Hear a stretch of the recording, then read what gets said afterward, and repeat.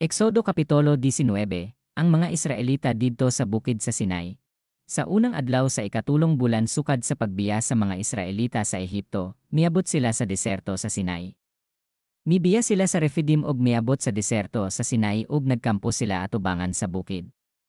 Si Moises mitunga sa bukid aron makikita sa Dios, gitawag siya sa Ginoo didto sa bukid ug giingnan, isulti kini sa mga kaliwat ni Jacob, ang mga Israelita. Nasaksihan inyo ang gibuhat ko sa mga Ehiptohanon ug kon gyud sako kamo pagdalangan hi kanako sama sa pagdala sa agila sa iyang piso diha sa iyang mga pako. Kon magmasinugtanon kamo kanako ug magtuman sa akong sugo, mahimo kamo nga pinili kong katawhan. Ako ang tagiya sa tibuok kalibutan ug kamo ang pinili kong katawhan. Mahimo kamong usa ka nasod niya mag-alagad kanako ingon niya mga pari, usa ka katawan niya gigahin alang ragayod kanako. Mao kini ang isulti mo sa mga Israelita. Busa milubsong si Moises ag gitigom niya ang mga pangulo o gisuginlan niya sila sa mga gisugo sa Ginoo kanya. Unya ang katawhan nagdungan pagtubag, buhaton namo ang tanan nga gisugo sa Ginoo. Ug gisuginlan ni Moises ang Ginoo sa tubag sa mga tawo. Ang Ginoo miingon kang Moises, moanha ako kanimo pinaagi sa bagang panganod aron makadungog ang mga tawo kanako nga makigsulti kanimo ug motuo sila kanimo kanunay. Ug gisuginlan ni Moises ang Ginoo sa tubag sa mga tawo. Ang Ginoo miingon kang Moises, adto ang mga tawo og ingna sila nga hinloon nila ang ilang kaugalingon karon og ugma alang sa pagsimba. Kinahanglan labhan nila ang ilang bisti ug mangandam sila alang sa ikatulong adlaw. Nya nang adlaw ako, ang Ginoo, mokunsad sa bukid sa Sinai aron makita sa tanang mga tawo.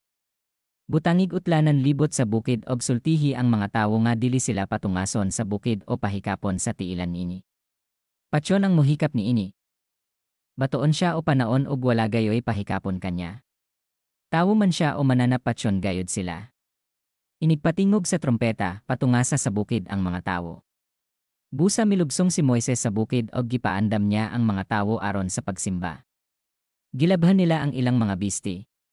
Si Moises miingon kanila, paandam kamo alang sa ikatulong adlaw, ayaw una kamo pagpakighilawas.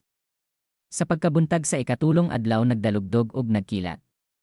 May bagang paanod sa bukid ug nadungog ang makusog nga lanog sa trompeta. Nangurob sa kalisang ang tanang mga tawo didto sa kampo.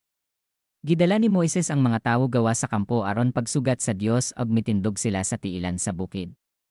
Ang tibuok bukid sa Sinai naputos sa aso kay ang Ginoo mikunsad man niini sa dagway sa kalayo. Misaka ang aso sama sa aso gikan sa usa ka hudno ug naglinog didto sa tibuok bukid.